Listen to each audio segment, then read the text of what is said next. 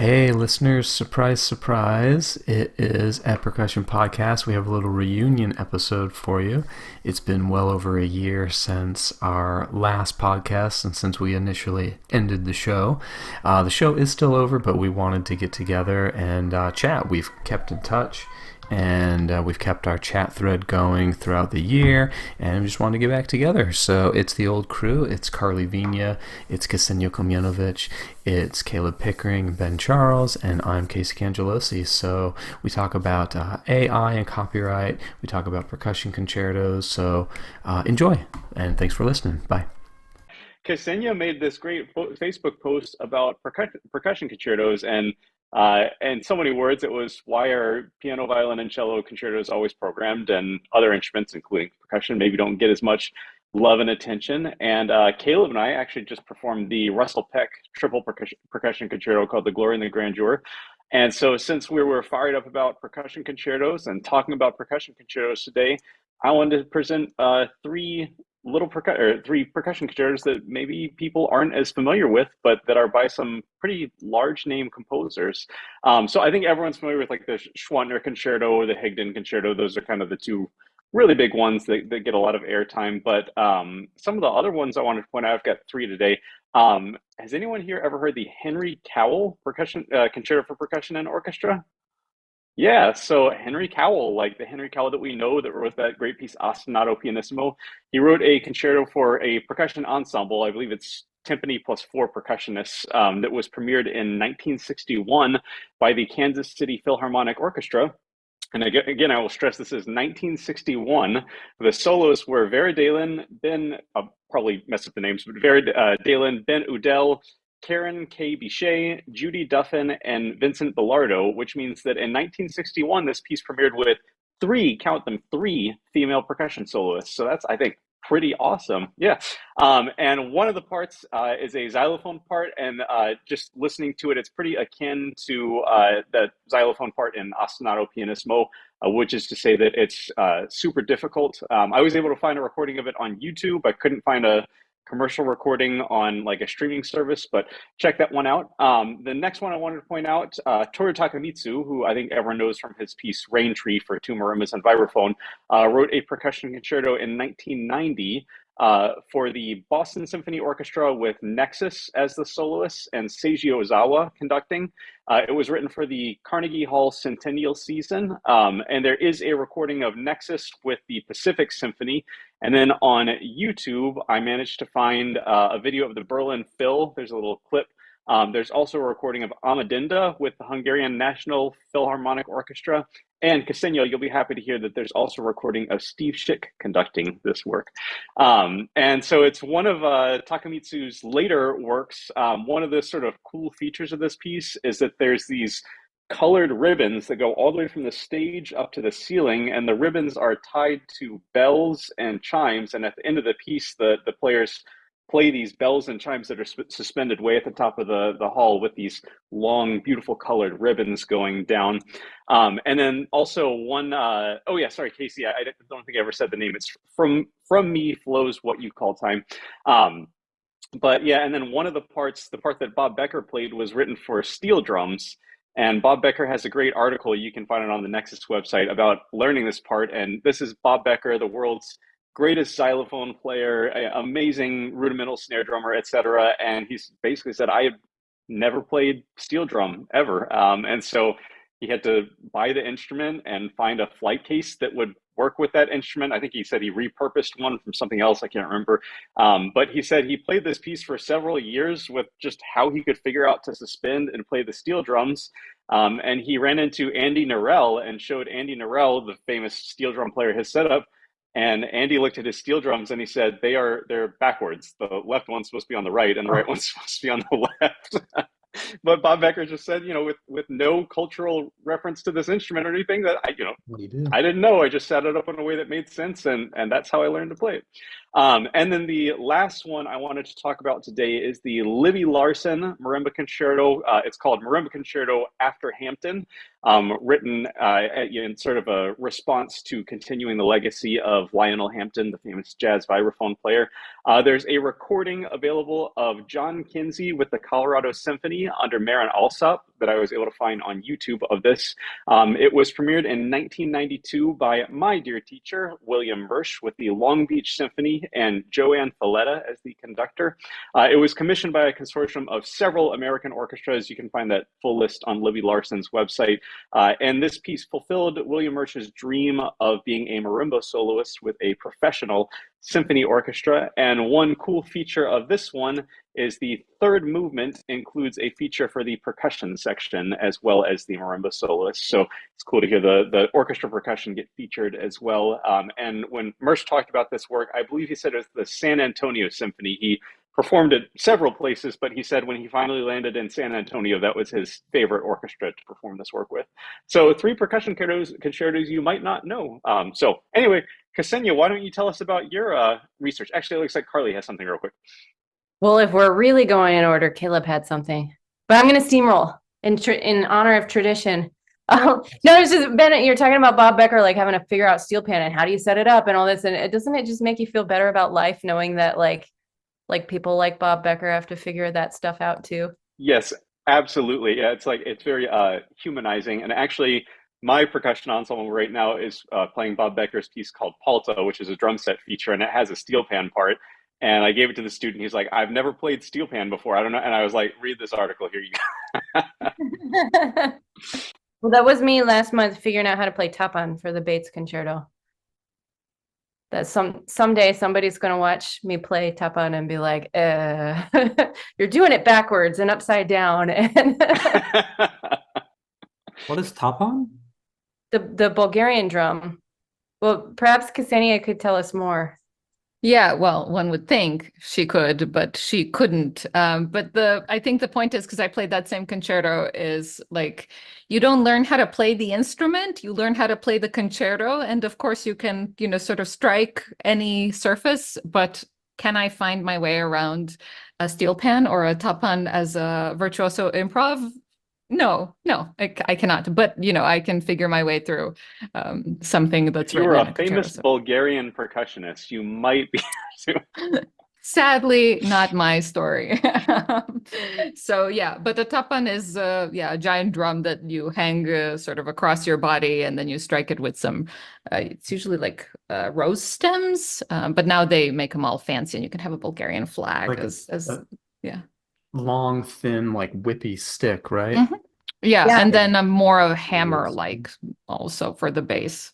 Yeah, that's So. cool. That's kind of my favorite answer, when we're coaching students or interviews or whatever, like, tell me your greatest weakness. It's like favorite answer to that is like the same weakness every percussionist has. Like, hey, any day now, there's going to be a instrument that you've never played before that you're going to come up to, and yep, you got to figure out how to do it right there and then. And or a student's going to ask you to teach them something that you haven't done before. I mean, you show knowledge about like the percussion field at large, while also saying like, yeah, sure, it's a weakness, but it's just the nature of percussion too. When you have to teach all percussion or possibly play all percussion, I mean, that's ridiculous. Like, let's have the harp professor also teach cello. I mean, it's literally like how far apart some of these instruments are. And I mean, I've repeated that for years. I've never had anybody challenge it. It's like, no, this is pretty well accepted nowadays too, since percussion has spread so well. Do you guys have any thoughts? Like, I mean, it's amazing, like Henry Cowell concerto that like we don't know about. Like, what, how it, I posted some table music reels, Terry DeMay table music recently, and I was just happy and also kind of shocked how many like shares and views and how many comments they got and how many people. I just got the sense like, dude, nobody on Instagram knows this piece.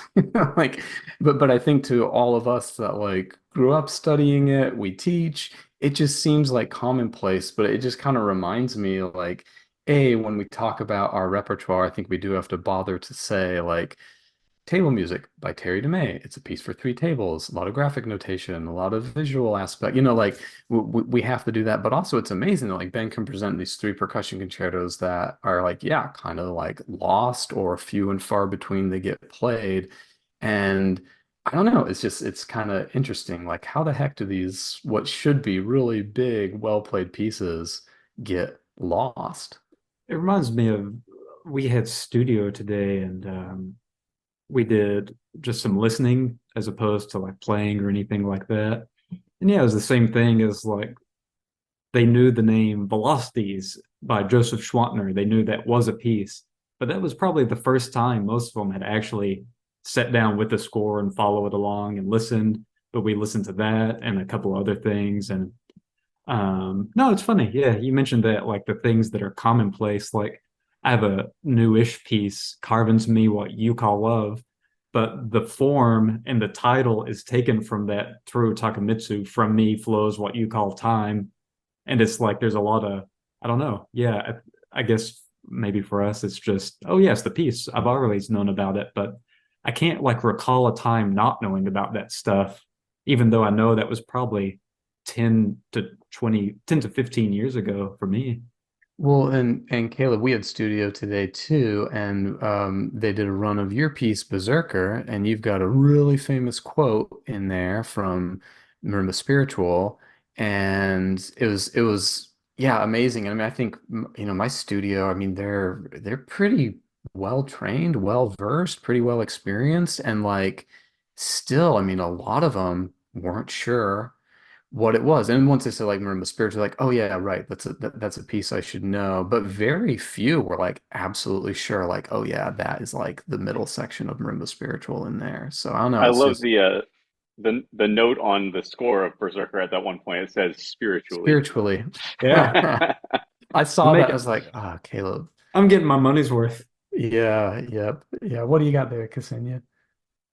Well, I was gonna then get all fired up about concerti.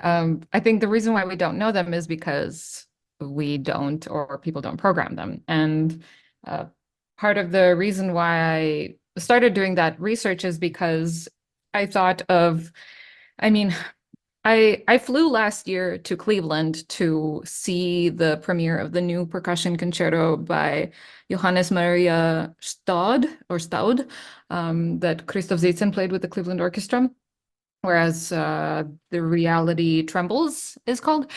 And I thought, wow, this is the one percussion concerto, that I get to hear this year, and that's because I have a job and I have the ability to buy a plane ticket and go somewhere and see this. So it's not even like it's nowhere near me.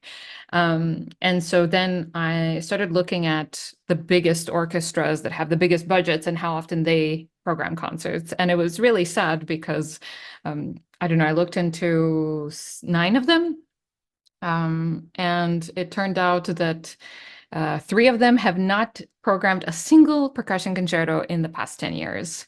And so I'm talking about like Boston Symphony Orchestra. The last time they programmed something was in 1996 with Seiji Ozawa, and that was James Macmillan's Veni Veni Emmanuel. So that's over 25 years ago.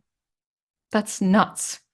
So it's been quarter of a century. And if you live in Boston, which should be this big hub of culture and intellect and so on, you cannot go to an amazing orchestra and see someone of you, like a person playing your instrument represented. So when we talk about diversity on stage, the thing that really I notice a lot now is that percussion, as a lot of other wildcard instruments, are not represented very much.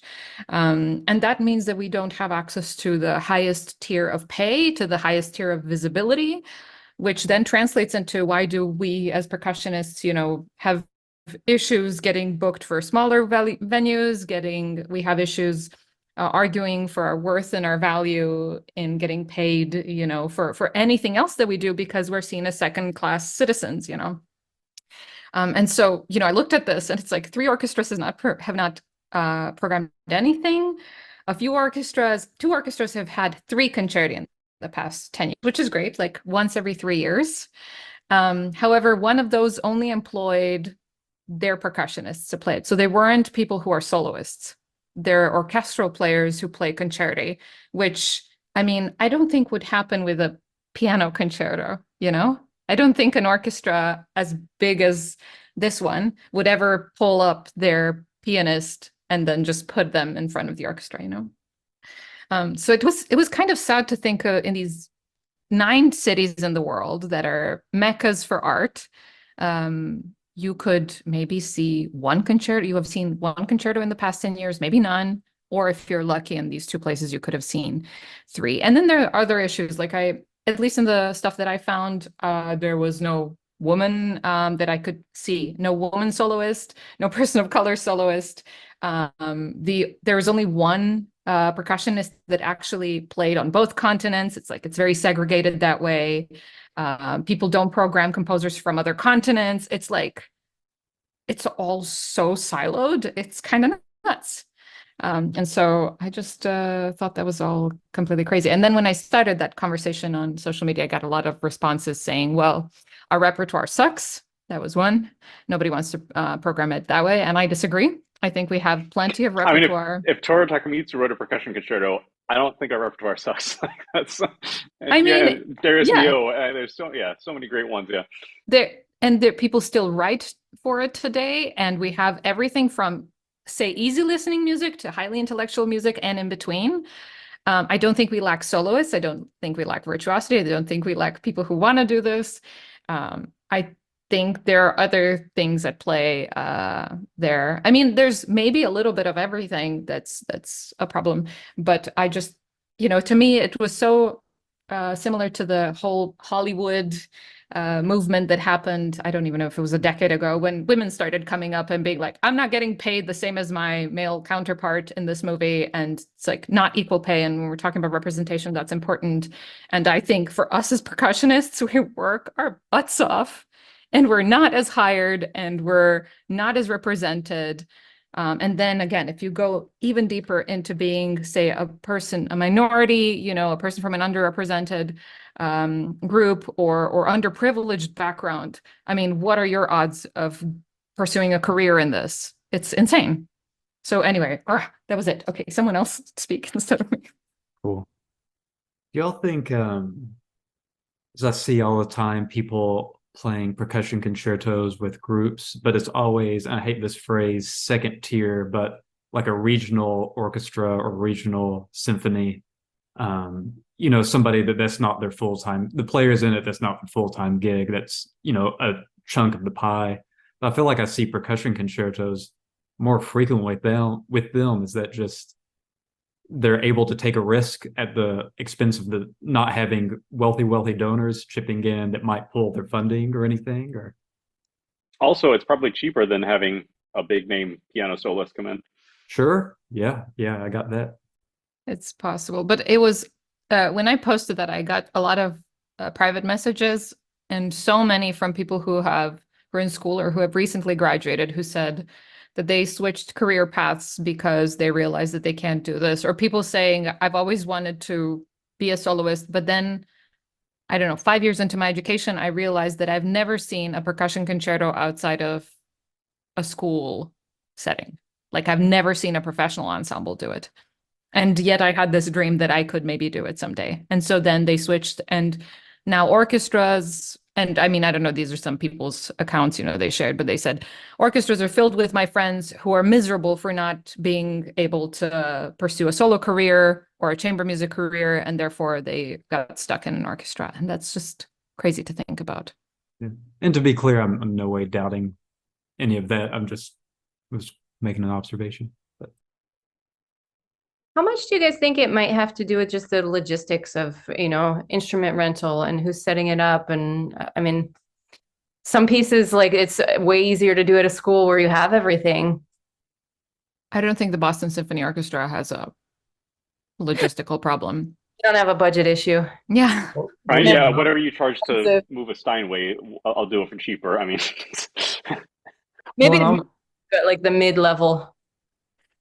I was going to ask, like, well, what are kind of your findings, Ksenija? Like, I saw, I looked down the thread just once and saw like a lot of opinions and discussion and stuff. And I don't know, like, do you like what is kind of your answer that you're getting from people as they try to explain it? I'm sure none of us really know.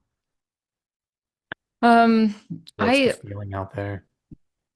I really, so one thing that I've noticed with my duo, because I am now talking to more people and like figuring all of these bookings out and so on, and talking to managers and learning about, say, concerto soloists. You guys I should play hear the Rite of Spring. You we can, should play the Rite of Spring. I that'd be hear cool. from thank you. What a brilliant idea. Yeah, I don't know. Never Try thought it of out. that before. I hear from people that it's very hard to book percussion. So even people representing, soloists that we all may look up to and think have very glorious careers, they say it's very, very difficult. People don't want to pay for this. And I am not sure if that came from, say, people having a percussion concert, the presenter putting one on, and then ticket sales being terrible, and then them feeling like they don't want to do it, or they sold one out, but then it was something that was so loud that so many members of the audience came back and said, that was too loud. I was unhappy. I don't want to do this, blah, blah, blah. So there's that part of it that I hear. The other thing that I hear when it comes to booking my duo, and that is that the Rite of Spring makes us more bookable. It's because it's music people already know, because people don't want to book percussion necessarily, but the fact that it's music that is already recognizable makes it easier. Whereas when we promote percussion music, music written only for percussion, that is so many new things for people that they just can't handle it. Again, I think we might be also underestimating our audiences, that they're not curious, that they're not open-minded, and all these things. But I'm not sure. I hear people saying all kinds of things, that it's bad rep, that it's the logistics are terrible, that so on and so forth. I'm not sure. I just wanted to interject really quickly with Ksenija was saying in so many words, like some orchestras are like, audiences aren't ready for that, something along those lines. And on Ksenija's post, Jennifer Higdon, left a comment, and she said, after my first percussion concerto was premiered, I learned that audiences go absolutely bonkers for percussion concerti in general. It's one of the most exciting types of concerti that they like to see and hear. Usually the administrators and conductors just don't know enough of them to think of programming them. Well, and that's what I saw that comment, Ben. I thought I saw someone else say that as well. And that's been my experience with them too, as an audience member. It's like, hey, this seems like this is going great. So yeah, it is kind of mysterious as to why it's, I don't know, not happening more. Th this conversation, though, it does sound a lot like the same conversation I've had with living composers trying to get their music performed. So if I had to speculate as to why this is happening, it's like I think it's because we're just a small piece of the pie of new music. It's the same problem that uh, all new composers tend to have. So yeah, until they get some big accolade that they can put a stamp on and sell, it's going to be tough to get the work done. Because composer friends talk about this all the time. Like, okay, they'll play Beethoven 5 for the 50th time this season, but they played and you'll see very much the same way you described it, Ksenia, like this many orchestras only played this many new works and only did this many things that haven't already been played and aren't from the old canon. And they might even cite a major symphony orchestra that hasn't done a new piece in, a decade or something. I mean, it sounds very, very, very similar. When Ben and I and Ben Tomlinson from Kingsville, we did, like Ben was saying, the glory and the grandeur. The piece before ours had a huge drum set solo from one of Ben's students, and afterwards the crowd ate it up. And then we did the percussion concerto, and people were like hooting and hollering in the audience, and then everything else got a very nice round of applause. Even though it was very good music, but yeah, those percussion concertos, like people get hyped over those. Well, I think we're at a place. I mean, this goes back to what we were just talking about early on about like, hey, people on Instagram don't recognize table music. Students today might not recognize marimba spiritual. I don't think they know glory and grandeur from Beethoven 5. Like it's kind of getting to that point where those are maybe equal now. And I don't know, it's going to take the industry some time to catch on to that, I guess. It brings to mind so much for me the famous line from Jonathan Haas, and we talked about this when he was on the podcast. But he wanted to do a solo timpani concerto in Carnegie Hall in the 80s, and so he applied for a grant for it. And they wrote back and said, "We're sorry, Mr. Haas, but we only sponsor musical instruments." It's like they just couldn't picture Yeah. a solo timpani recital. Which, I mean, admittedly, like even today, that's kind of hard for probably us to do. But yeah, certainly it's possible. It's like, if you don't know it, you're not going to like it. Ksenia, can you kind of envision, or do you have any sympathy for like the flipped opinion? I'm thinking like perspective of a violinist who they're like, yeah, there's a bazillion orchestras that want to book a violin solo, but there's also a gazillion violinists, and you might be able to argue like, hey, making it as a solo violinist is more competitive than being a solo percussionist because at least there are fewer solo percussionists. And you can also find like you can find your niche within percussion, whereas like, man, classical violin, I don't know, unless you have like a particular piece that has your stamp on it through some composer in some way, I wonder if I don't know, they feel, they feel a similar burden, like trying to get out of the masses of other violinists doing what they're doing. I mean, for sure. They are pianists, violinists. They have a bigger platform, but it's also so much more crowded.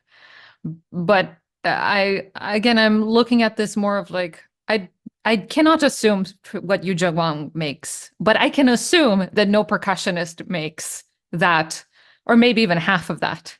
I'm not saying she's phenomenal, but it's just like, and we're not alone in this. I'm looking at this from my selfish point of view as like percussionist and what I need to talk to my students about, whether this is realistic and how to pursue this career. But I'm also talking about French horn players, and when people are like, "Oh, we don't have repertoire, or it's too new," blah blah blah. I mean, look at clarinet players; they're not doing much hotter either. And it's just like how is it possible that 95% of concerto bookings are piano, violin, and cello, and then 5% is for every other instrument, like all other instruments combined? It's just a little bit lopsided, and I think not very interesting. I was looking up Carnegie Hall's archive of performances, and they had, I don't know, this was published maybe 10 years ago. I don't remember exactly, but it was like they performed, I think the Beethoven piano concerto like 289 times by that time. I mean, seriously? Like Yeah. twice a year, Whereas two percussion concerti in the past, whatever, however many years. Well, It's that's my composer discussion. It's that. It's like, well, there isn't room for this new stuff because I guess, feel they have to keep programming I don't know, in the old model that must work, What you got yeah. for me? I want to help them though change their minds. Sure, right. I'm feeling like it's kind of a risk aversion thing as we kind of discuss it more. Like they don't know if people will like it. They don't know. Will donors fund this? Will people buy tickets? But I want to open up a whole other can of worms here. How does this apply like in schools with concerto competitions? And we just revamped our concerto competition process for the next time we go through it. A couple of weird things happen. One, now the whole instrumental division, winds, brass, strings, is lumped in with keyboard for, I guess, the second round. I can't remember, but there's a first round that is now just percussion, harp, and guitar.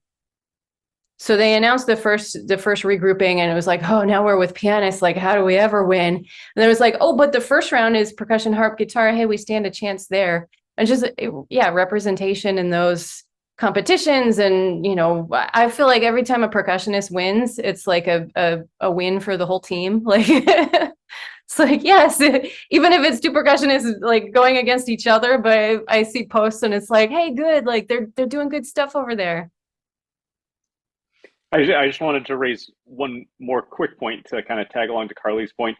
Maybe other people have different opinions about this, but one issue I find is not all. There's certainly some concertos that don't fall under this category, but so many of our percussion concertos are so modernist and written for Evelyn Glennie, which is fantastic, but maybe not something that a college junior has, at their disposal. And there might not be a piano reduction because it's so new and it's not necessarily intended for the college percussion concerto audience, so to speak.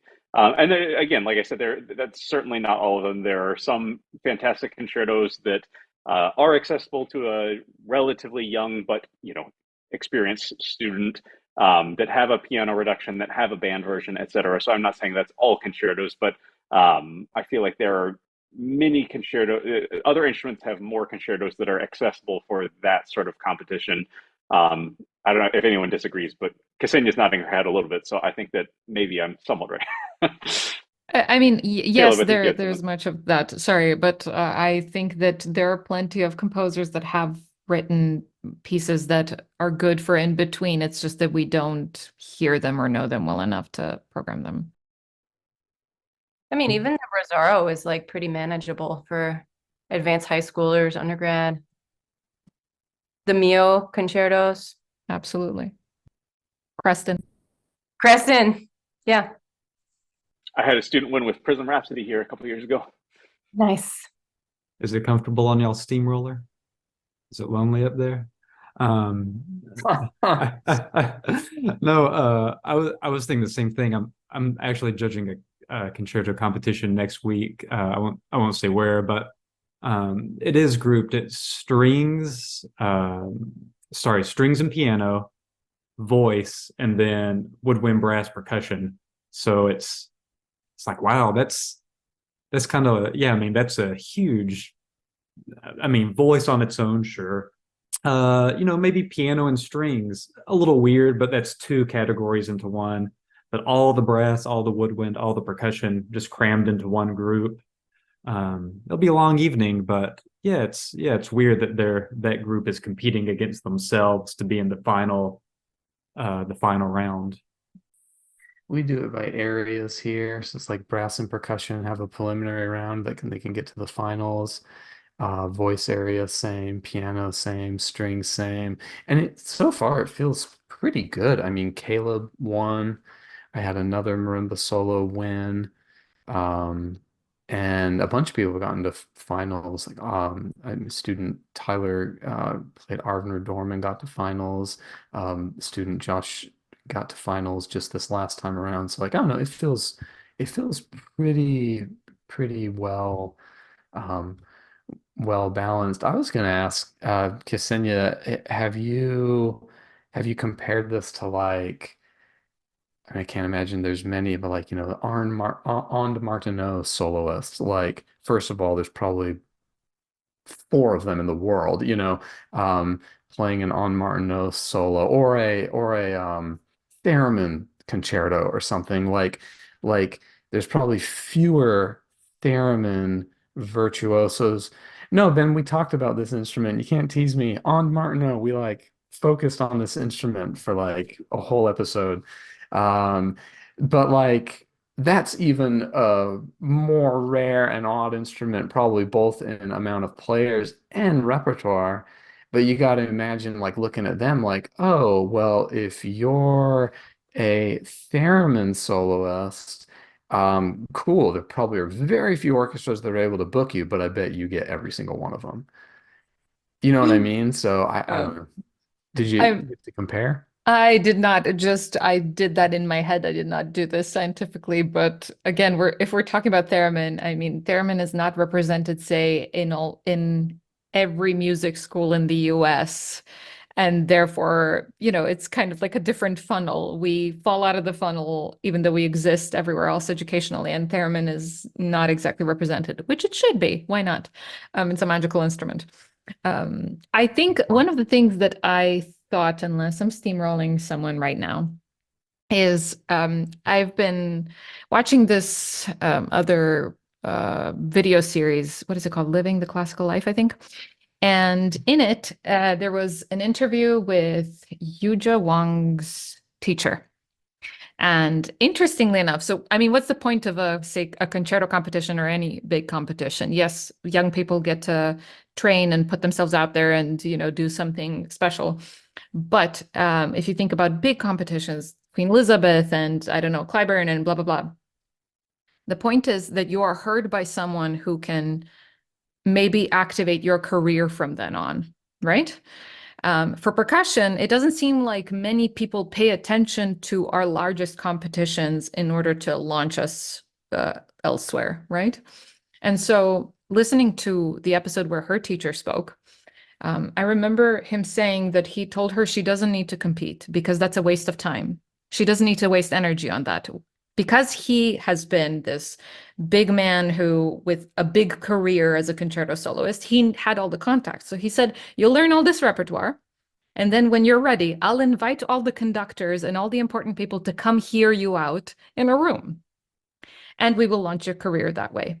So instead of, her going through this crowded space of competing, he gave her his contacts because he believed in her.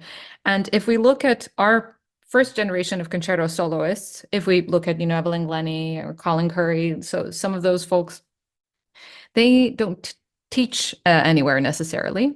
They don't train young people. They don't, at least not that I am aware of, that they, like actively pass down contacts. They've not retired from performing like this man has, so he gets to pass down the contacts. And I think in the world of music, I mean, Yu Wang's dad is a percussionist. And if you look at like all these things, Martin Grubinger, who was one of the most successful ones, his dad was also a percussionist. Like people who come from generations of musicians have a wealth of contacts that they work with, and they have a little bit of an easier time. And with percussionists, if you look at the young generation who wants to get into concerto soloist careers, they have no one to mentor them. I mean, maybe that's where we're young, and maybe that's where we don't have what we need to. But I've heard this, I think this was Daniel Trifonov's story as well. Even though he won one competition, it was like, don't worry, you're fine. I'll arrange someone to come listen to you when you're ready to be heard. You don't have to like do this stuff like everyone else. I don't think we have people in that position of power. Yeah, it's just like to imagine that kind of exchange happening in lessons is like pretty amazing. What a contrast from what we do. I wonder if there's an element of like scarcity that, I don't know, the people that are getting the percussion concerto gigs, if we invite more people into the fold, are there still going to be gigs for enough to go around if orchestras aren't programming? True. I don't know. Double-edged sword. Well, I remember, I think Ben told a story, which of course was someone else's story. I mean, because we've had you know, definitely a lot of older percussionists on the show.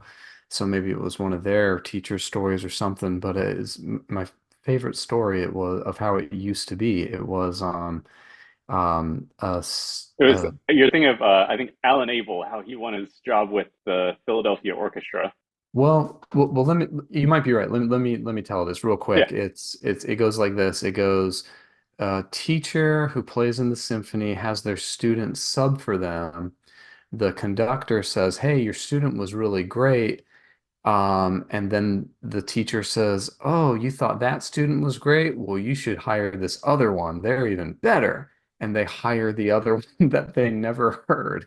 They never Yeah, I'm pretty played. sure that was Alan Abel, and I think it was like Is that right? I think it was whatever teacher had a student audition for Philadelphia, then maybe won another job, and the guy was like, "Well, just hire this guy instead." And Right. Well, yeah. So I just kind of wonder, like, I mean, none of us have seen that happen in our lifetime. And I'm sure, I'm not saying it doesn't still happen. It might, but I wonder if it's just such an oddity. Like if you were to do a real study about all this, those would just be like outliers that are just like weird. People who just got it handed to them.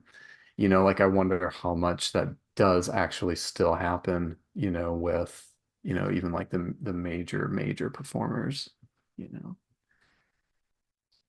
Sure. And it's not to say, I mean, the examples I mentioned, they're very deserving of their careers. They worked very hard, but connections and having someone who is on your side and has all of that already figured out and is willing to pass it down to you, that's just, I mean, that's so valuable. Yeah, right. That'd be winning the lottery. Yeah, of course. Yeah. Yeah. But it's weird. It's weird when we discuss this with students. And of course, like we can try to do this for them as best we can. I mean, obviously, we don't have those kind of connections. We have some kind of connections, that can help them, and we can talk on their behalf and write them really robust letters of recommendation. We can do all the connection type of things we can do. But like, I don't know how is it it's not helpful, right? To be like, oh, the world's like really unfair for you, and what are you gonna do? Like you if nothing's gonna be given to you, like I don't know, I feel like there's so much, I get yelled at on social media a lot because I advocate for like working hard, and people are like, how dare you tell tell us to work hard. Like, well, I'm not talking to you. I'm talking to the students who might be listening. And like, well, how dare you tell them to work hard and they shouldn't have to be miserable to be successful. And then I again say like, I'm not saying how it should be. I'm just saying how it is. I'm not saying it's like we should have to work hard. Hell, I think it'd be great if none of us had to work at all and the world just took care of us. That'd be awesome. But if we're going to give them like practical, realistic advice, it's like, yeah, you're probably not going to make one of those connections, so you better go the route that most people have had to go. And of course you know them, you work with them, you know their personality, and you think like, oh yeah, I think they want to do this. They'd be up for this, you know. So stop yelling at me. We you and I have talked about this before, Casey, with seems like anytime you do one of those things, the people that read it, the people who need to absorb the information are upset by it. And then the people that don't need to absorb the information are also upset by it. And it just turns into like, wait. Half of you are mad because you think this is about you, but it's not about you. And the other half are mad because it's about you, but you don't realize it's about you quite yet. But yeah, I'm right there with you. Yeah, I think you're right. I mean, I don't know, like when we're telling these people what to do, I mean, given what they say they want, like it's like, well, I think we just have to be realistic, you know.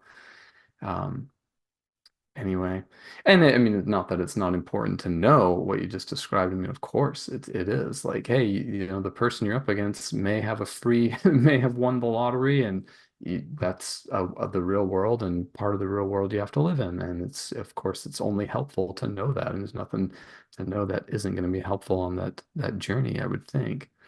Uh, Ben Charles and other Ben at Kingsville and I, when we were doing that concerto, we were talking, and this is not a slant, but we were just talking about percussion solos and stuff. And it was just like, man, yeah, it's, if you have like a significant other or independently wealthy, it's like, yeah, I might be able to take the time to be a world-class percussion concerto soloist, if I literally don't have to consider making a literal, like keeping a roof over my head and like food on my table and a gas in my car, then totally, yeah, it's just a privilege Find issue. yourself a patron. I'm gonna find myself a sugar daddy. Ben, what are you doing? You got any money? You don't got any money. Ben doesn't do anything. No, I'm a percussionist also. You guys wait till you have kids, and then what this happens to this conversation. So yeah, not only that, So but you then you can need send a your kids to nanny. work to pay for everything? You have to work to pay for stuff. You have no time. Hey, something we've talked about on the show before, and I've always thought it was kind of boring. But a lot of people are talking about it right now. I mean, not talking about it y'all is boring, but I think it's been a boring topic, and it's been AI.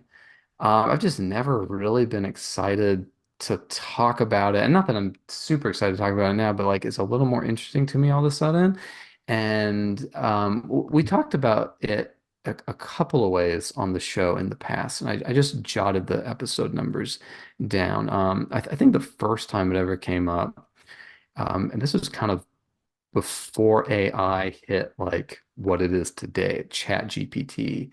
And hey, students can have a program write their papers for them. And all before all that happened that it is today, we talked about something called the next Rembrandt, and also composer David Cope's music way back on episode 46. That's 046, like back in the 60s, a long time ago. And if you recall, and maybe actually Ben might be the only one who was on that one, but a group of researchers and engineers, computer engineers, photographers, and folks got together and they photographed every single Rembrandt painting. Rembrandt's famous painter from the 1600s, Danish, I believe, Rembrandt, I think. And they, of course, in their detailed photography, they measured proportion, expression. They measured distance of eyes. They took all this information and then they generated a new Rembrandt. So you can watch this on YouTube. It's called The Next Rembrandt. Oh, thank you, Dutch. the next Rembrandt, and like it's a very convincing new Rembrandt painting that they made, but I mean, it's very much generative AI. Along with that, I talked about composer David Cope, who you might have heard of, who generated way back in the 60s new Bach pieces, new Vivaldi pieces. He was able to feed musical information and train his software to create new works. And they're really, really convincing. I mean, they sound very, very, very good. So, my my estimation, I'm going to put a pretty bold estimation out there. I think this whole AI thing is not going to disappear, but it's kind of going to blow over as a big deal. And I guess the reason I think so is because I've seen some lawsuits recently that have been happening. So I have a few questions for you guys. Do you think it's copyright violation for, let's say, a company takes um, Getty images. This is a real lawsuit. Get all, millions of Getty images, which are copyrighted, and they feed that into their AI machine and use it to train their AI to then pump out realistic replications of things their users input. Do you think that is a copyright violation? And I want you to kind of answer it two ways, legally, but then also like if your own feelings, like would you call that legal or illegal? What do you say, Caleb? I'm gonna say it is illegal legally if depending on the use. And Okay. then I'm gonna say morally, it's big effed up. I think that's really Okay. a crappy thing to do. But it reminds me of like you probably might be the only one that knows about this or have heard about this. There's a game called Helldivers. This come out recently, I've heard and the that. entire premise, the models for everything is ripped from the 1997 movie Starship Troopers, which is like a very tongue-in-cheek comedy, not comedy, action movie, but dark comedy That's a comedy. overtone about, yeah, it's ridiculous. But they are not in any bad legal standings, even though it is replica. The only thing they don't do is they've transformed it just enough, with the gray area of fair use, whatever that means, to make Yeah, it so there's a word that's so that might be labeled a derivative yeah. word. That's That what I was sounds thinking of for the AI stuff. It would be derivative of the other thing, but I don't know. right. So I think that's why it's a little weird because like you could easily see a derivative connection there. Which I don't know, might be okay. That's the other thing. Like I think people confuse fair use a lot. Like fair use is a protection, but you also you may spend years in court trying to prove it's fair that fair use applies, and you very well may lose that. The kind of two arguments, one it sounds like Caleb agrees with, and I think I generally agree with, like, yeah, you can't take copyrighted stuff, train this thing that then you're gonna sell that like you people purchase the AI applications and they use them, but it was copyrighted stuff that made the AI system valuable. If they didn't have all the good copyrighted art to put in there, the thing would pump out garbage. So they absolutely, it seems like they should owe royalties to wherever the original copyright thing they used to train would be. The other argument is that, hey, this is how every creative process works. And I was going to mention another episode we did, which was much more recent, and it was, where's my notes? It was I was with Pius Chang and Gene Kashinsky. They're just I don't know if you've heard of those guys. They're just a bunch of guys. But I talked about a term called crypto amnesia. And crypto amnesia is a phenomenon where you repeat something that you learned long ago but forgot you learned it. And the classic example is I forget the comedian's name, but one comedian stealing another comedian's joke.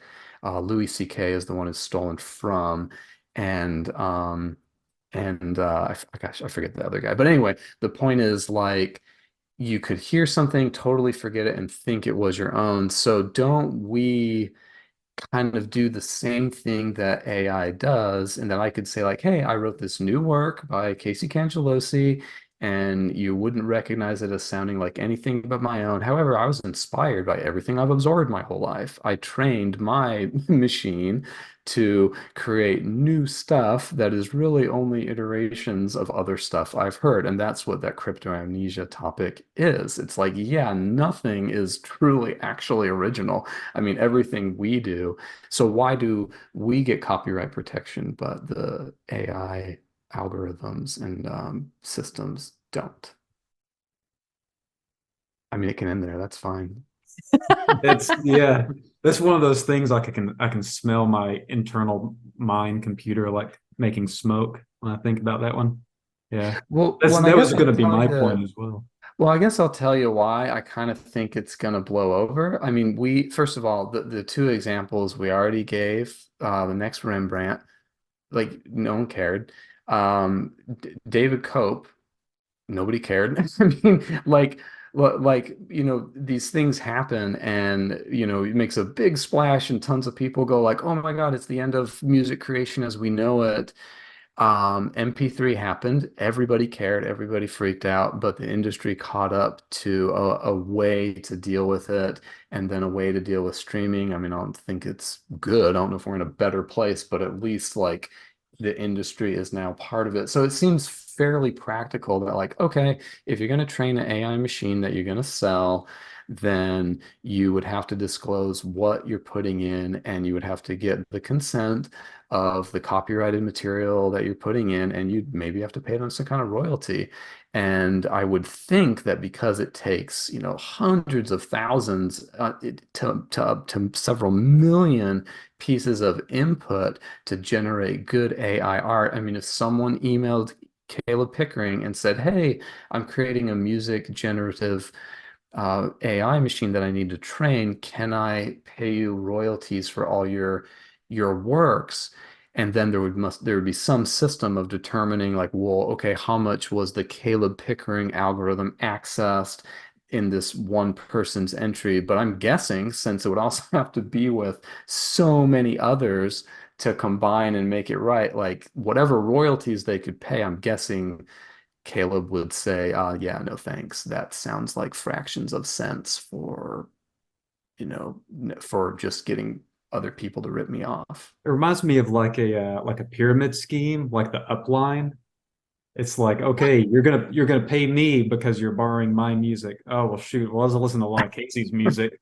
Okay, well, Casey was listening to a lot of Ravel, so I guess we pay the state of Ravel. Okay, well, Ravel was, and it just keeps going back in time until you're just paying like this tiny Well, little cell microbe. yep. Well, It's and that's how the lawsuits, all the traditional copyright lawsuits go, which is, hey, Lady Gaga ripped off Madonna. Well, Madonna's defense is like, yeah, but my song is just an older version of this other song, which is just an older version of this older song, and it just goes back, back, back, back, back. It's like that's the really, really good defense. What do you got, Ksenia? Wait, it was Ben. Ben has to go first. Go, No, no, Ben. you go. Okay, I go.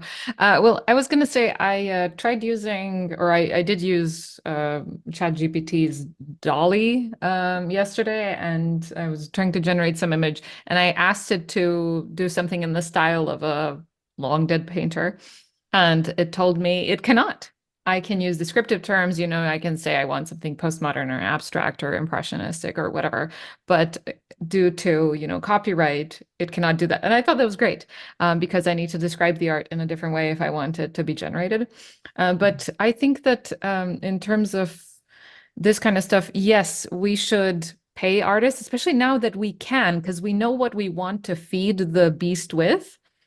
Why not get a little bit of money, trickling in for royalty? And why not Well, actually name, what the influences are for things that we're generating? I don't think it necessarily needs to be a bad thing in that way. If it's all yeah. accounted for financially and in terms of, naming who inspired this work or who fed this work. Well, that's what I'm kind of curious about. Like, can we actually pay the artists? Like my example, of course, I was speaking for Caleb, really speaking for myself. Like, if they emailed me and was like, "Hey, we can pay you," like basically, I mean, it would have to be something. It's like, well, it'd have to be worth my while, and I can't imagine they could make, especially since there's so many of them now. Like, a lot of companies have these AI generative things. I mean, like how many can they they can't pay out like all the millions of people that made those Getty images, or I mean maybe they can, but it would be so minuscule that I suspect that the artist would say, yeah, no, thank you. And then all of a sudden they don't have a good product and now nobody's buying it. And you're getting more messages on your chat GPT saying, sorry, Dr. Komjanovich, I can't produce that. You need to like ask me a better question. And then you're like, well, I'm not subscribing to this anymore. And that's what I'm kind of thinking, like, I bet it's gonna go away. It could happen, but I think what also might happen, I totally agree, but what also might happen is that people, in order to feed the machine, they must hire artists to produce source material. So instead of paying you for your existing work, in peanuts, maybe they're gonna hire, I don't know, if it's a photographer, they're gonna hire a photographer and say, go out, make all this stock photography of people walking down the street. Here's $1,000 for 2 days, and we'll use that to feed this thing. Is that okay? And in that way, it might be more useful. And I think it's still great that you as an artist have a say if you want your art to be fed into the machine and for what money or not. Yeah, that's a good point. I think people get way overblown about the quality of AI. My partner Anna does AI work. I mean, granted, she's smart. She has a master's. She's very good at it. You can just sign up with your billing and credit information, and they'll throw you prompts and be like, which one did AI do better? Click on the one that they did the picture better, or did they tell anyone how to make a pipe bomb? Yes or no? And it's just people just out there clicking yes or no, like this was a good answer, this was a bad answer. So I don't know. I feel like it's one of those things that seems super scary, but I can't remember who, not Steve Wozniak, but one of those people that is with Apple or whatever was talking about it, and they're like, yeah, this AI stuff, it's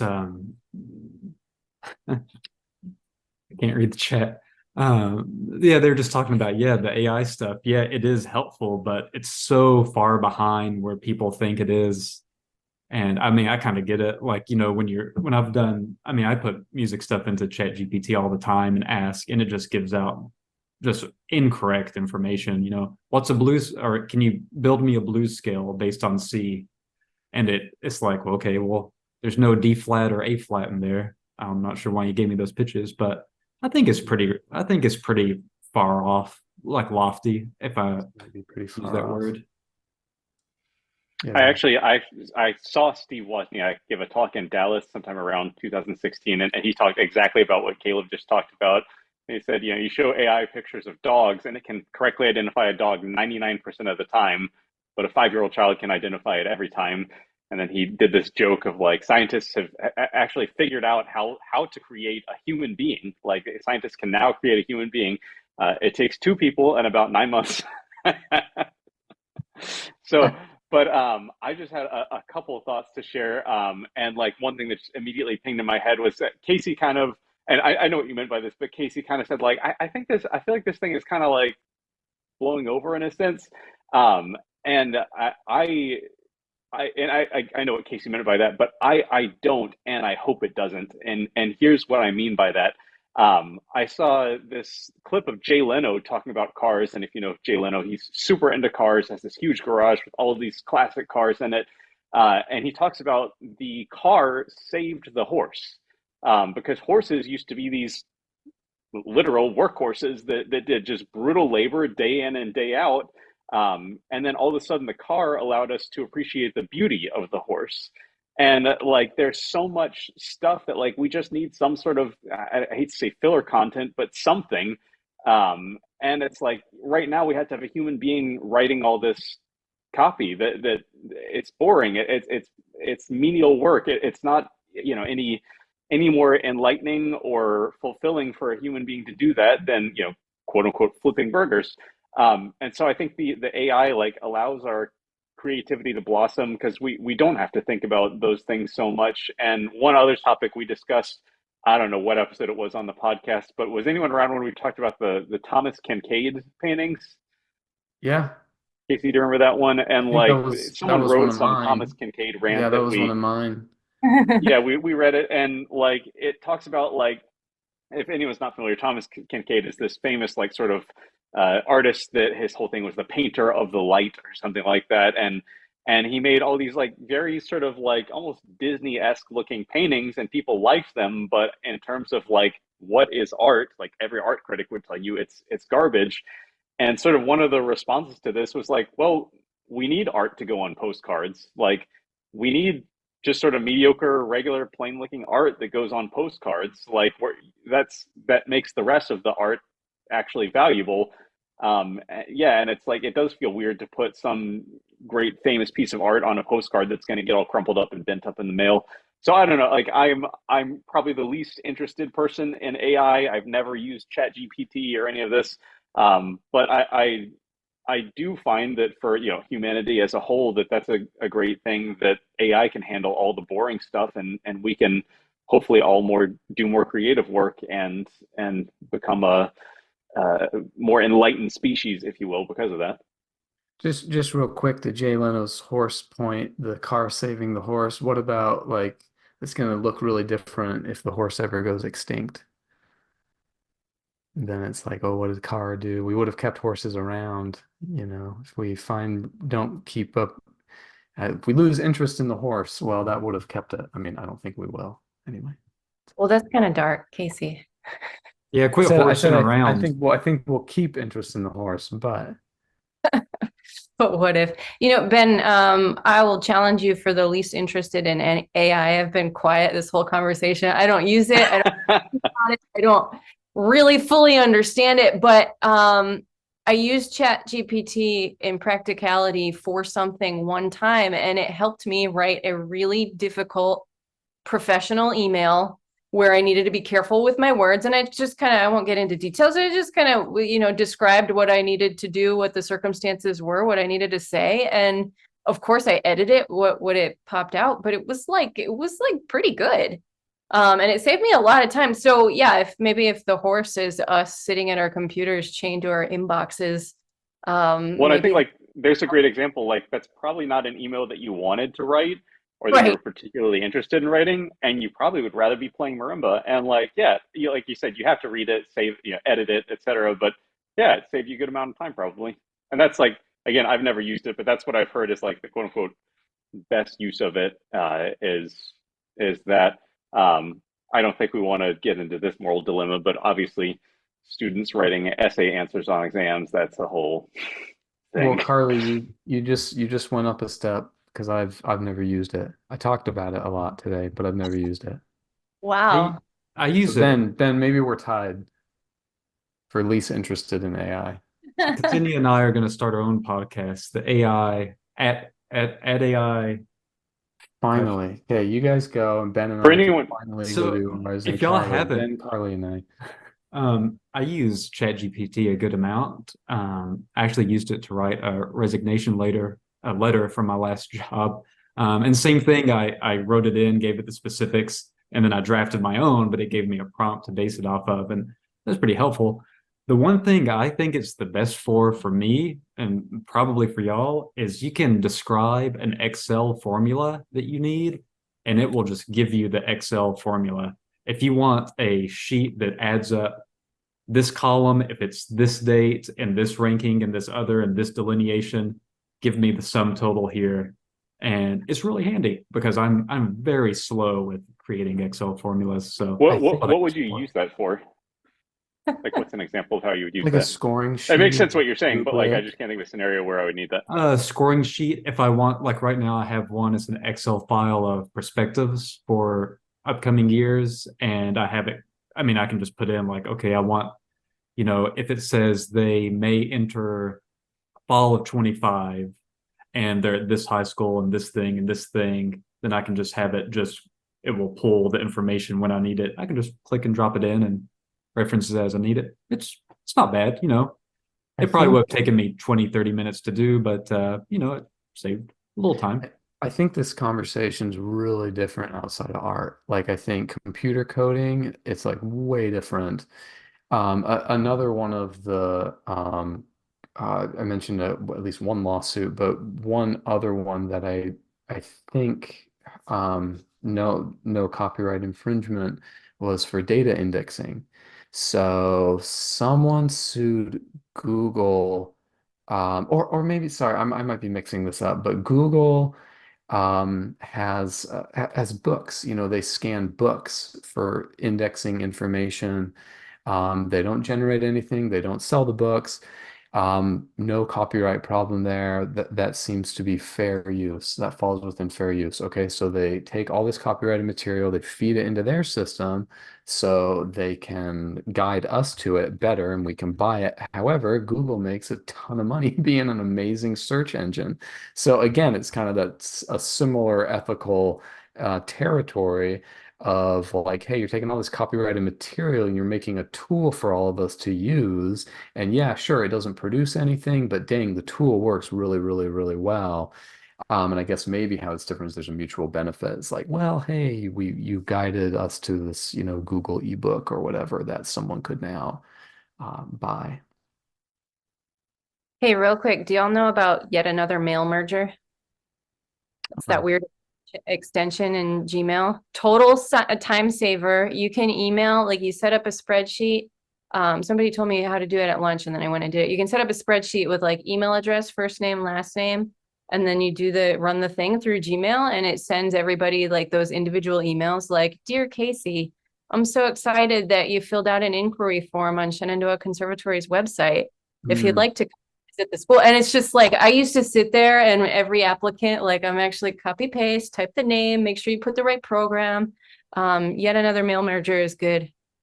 It's Oh, cool. cool. Okay. Yeah, I got that's one of those from you, Carly, but it came up as hello, first name, last name. Is that the same thing? Oh, you didn't. I always do the test. I'm just kidding. That didn't happen. Yes, the same. Like that's how you put it in the draft. You write like, hello, first name, comma. I'm so glad you're interested in our music performance program. No, program name program.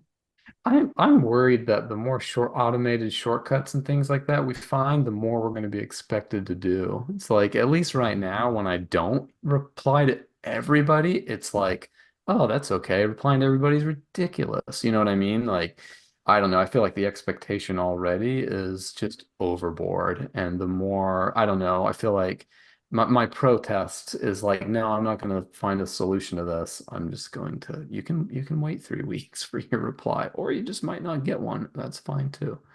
Like, yeah. That's Imagine you tenure. writing letters of recommendation, and it's just like, Professor Cangelosi, please send my letter. I want to go to grad school.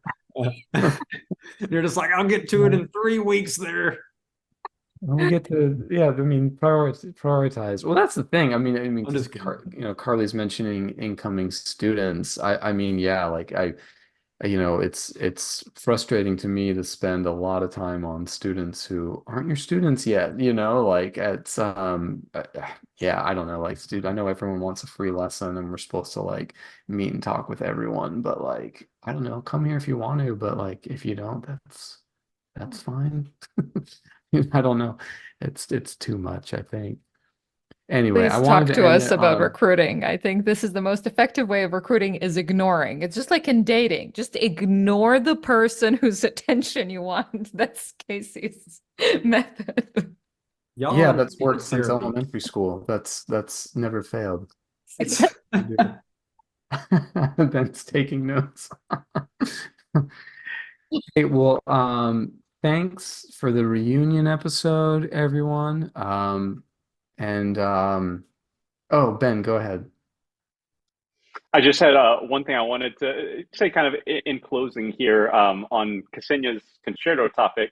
And I kind of put in our group chat, did anyone have like a concerto performance that was just like you went to and it just somehow changed you or something like that? And for me, I distinctly remember I'm not positive, but it might have been the first percussion concerto I ever saw performed, at least by a professional symphony orchestra. In 2008, I guess it was, I just looked it up, the end of my junior year of college. I saw Evelyn Glennie on her premiere tour of the Corigliano Percussion Concerto. And I talked about that concerto very briefly on Morris Palter's episode because there's some recordings of him playing it. But it's in three movements. The first movement is for woods, the second movement is for metals, the third movement is for skins. And I just remember the movement for wood, it's based around a marimba and a xylophone, but also with this extended sort of keyboard of all these wood blocks. And I've never actually seen the score for it. I would love to see how it's notated because it just seems sort of impossible to notate all this stuff with as much rapid succession as you have to go back and forth. But it kind of goes along with what we were talking about. I looked up the composer's notes on this concerto, and the opening note of this concerto, we were talking about the fear of the unknown and all. The opening note from John Corigliano on his percussion concerto called Conjurer is, when asked to compose a percussion concerto, my only reaction was horror. And he talks about, like, as a composer, like he says, all I could see were problems. While I love using a percussion battery in my orchestral writing, the very thing that makes it the perfect accent to other orchestral sonorities makes it unsatisfactory when it takes a spotlight in a concerto. For starters, a percussionist plays dozens of instruments. Again, this is wonderful if his role is to color an orchestra texture, but if he or she is the main focus, it is terrible. The aural identity of the player is lost amid the myriad bangs, crashes, and splashes of the percussion arsenal. Only the visual element of one person playing all these instruments ties them together. In addition, most of the instruments have no pitch at all or very little and don't sustain a sound like a violin or trumpet. And he goes on to explain how he, got around those challenges with that work. But I can so clearly still picture Evelyn Glennie. I remember I was sitting on the left side and I could see that she had a Yamaha marimba and I think a xylophone and all of these wood blocks. And I remember she played a Deegan Aurora vibraphone. And the last movement starts with the player playing a talking drum, that African instrument that you adjust with your arm to change the pitch, talking drum and kick drum. So anyway, it was one of those magical performances that, like, I was already knee deep in percussion in college at that time, but seeing that it just somehow changed me to want to continue doing this. Not that I needed help with that, but I don't know. For me, that was a magical performance. And Evelyn Glennie is one of our very few sort of, big name hotshot percussion concerto soloists known the world over. I wish I could remember, there was a panel discussion on percussion concertos at PASIC one year, and someone had a name for the queen of percussion or something like that. So anyway, that was my my little closing bit on concertos. Ben, was that in Dallas? Yeah, 2008. Yeah, I went to that same show. Nice. Yeah, that was the first percussion concerto I ever saw live. Was my parents got me for my birthday in the spring. They got me tickets to that show to see Evelyn Glennie, and I went there. And I remember specifically the talking drum at the beginning of the third movement. That's so funny. We were probably in the same audience back then. That's just crazy. Imagine Caleb. I remember. And I remember seeing you. Yeah, I'm just like. Yeah, he's got a balloon, like a red balloon. He's like, do you think she'll do any paradiddles, Dad? I got those shorts that the guy from AC/DC wears. Yeah, he's got an AC/DC shirt on. I can see it. Mine was I want to say it was Martin Grubinger. I don't remember the piece. I wasn't young enough to, I think, really. I was too young to be of that, like, keep track of composers and repertoire, and it was just a neat spectacle. I mean, I was pretty darn young. But I can think of a lot of Evelyn Glennie instances also. I've seen Evelyn Glennie a handful of times when I was younger. Carly, did you have something? I have an Evelyn Glennie moment. I also saw her in 2008, but it wasn't in Dallas. It was in Baltimore. She did the UFO Michael Dougherty concerto. And it was, I talked about it, the episode. I think I like fangirled about this with her because it was the night before my senior recital, which was like my first solo recital. And like my dad got me tickets. We went and saw them.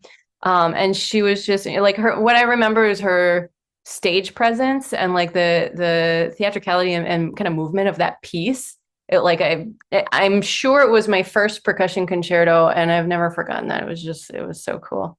But also Question, what did she wear for that performance? like a green kind of alien kind of outfit. That's why we were beats, but that's why I remember this. She performed that at North Texas Performer Icon, I think it's 2004, and Paul Rennick talked about it, and he said Evelyn shows up wearing this like aluminum foil jumpsuit, and you're like, what the hell is she wearing? And he said the second she walked on stage and started playing, you went, that's exactly what she should have worn. Yeah. But the other thing why I put me in the chat was I wanted to make a joke that next episode we should have Jennifer Higdon and John Corigliano debate about percussion concertos and the value and. Oh yeah. I like that. Ksenija, can you book them? I think at this point is John Corigliano. I think is team percussion concerto. To be clear. Hey, y'all had Jennifer Higdon once. It didn't go down so well. Our one, that's the only episode of the podcast ever that we lost. The only lost episode. Problem. Yep. Well, she'll probably be thrilled to come back. On us all, I'm sure. We'll Hey, is there any life updates that you want our listeners to know? Anybody? Ksenija, you're at a new program. Caleb, you're at a new program. Where are you now, Ksenija? Yeah, I am at University of North Carolina School of the Arts now, and I love it here. So I moved about a year ago, a little less than a year ago, and it's been fantastic. And what else is new? I got married. Yes, thank you. Congratulations. Casey quit. Ksenija got married. There we go, Ben. That was your dream. The summer of '69. That's the song. Yeah. I am getting a marimba concerto written for me, which is also part of the reason why I'm so interested in what happens in the concerto world. Can you share who the composer is? You can say no. I can say not no. yet. Not yet. It is I'll say it's a composer from Hollywood. So that's nice. But I will reveal more once everything is set and on paper. John Williams, exactly. My best buddy. Nice try. Yeah. We're too smart. I got married too, so hi. I think I got married first. Probably. I got married in October. When did you get married? July? Yeah. July. Yeah. Congratulations. You too, buddy. Thank you. What else is new, people? Caleb? I'm living. I think my next job is going to be University of North Carolina School of the Arts because I'm currently following. I'm actually living in Corpus Christi. I'm back in Texas, my home state, but I'm actually at A&M Corpus Christi, Ksenija's old gig. And funny enough, I am also living in her apartment. I subleased it from her when I was looking for a place, and it actually worked out really nice. I'm glad we were able to make that happen, but it saved both of us a lot of headache, I think. But no, it's been great. I really enjoyed Missouri, but I will say going from seeing endless fields of corn to an endless ocean view is definitely an improvement. So yeah, it's good. It's nice to be back. Nice. Congrats on the job, buddy, as Casey would say. Thanks, buddy. The best person won it. Yeah. Awesome. Hey, well, thanks for a pretty impromptu reunion episode, and anyone who's listening, enjoy. I don't know, maybe we'll do this again time to time. I mean, we're still over, but this was fun. So we're still broken up, but it's fine. It was good. Yeah, we're definitely still broken up for sure. Yeah, band is not. Last year, the Beatles released a new song, so we had to one up them. That's it. Cool. All right. Hey, thanks everybody. Well, I think that's episode 342. And see you next time. Bye.